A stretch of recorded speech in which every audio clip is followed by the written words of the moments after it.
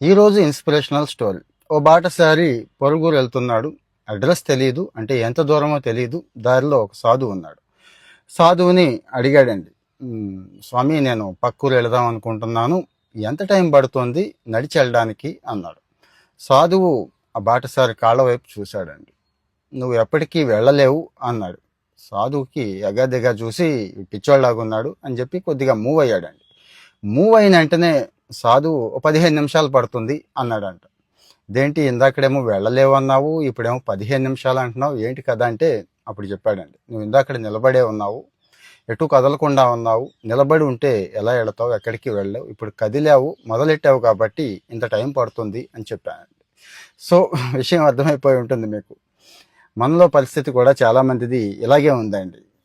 ఏదో చేద్దాం అనుకుంటాం, ఎక్కడికో వెళదాం అనుకుంటాం, ఏదో చెందుదాం అనుకుంటాం, కానీ దానికి తగ్గ ప్రయత్నం మాత్రం ఏది చేయం. అసలు స్టార్ట్ చేయటానికి కూడా ఏ రకమైన ప్రిపరేషన్ కూడా ఉండదు.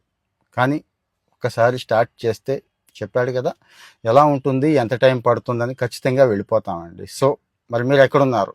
స్టార్ట్ చేశారా? చెయ్యాలనుకుంటున్నారా? ఆలోచిస్తున్నారా? కామెంట్లో చెప్పండి మీ ఒపీనియన్. Thank you.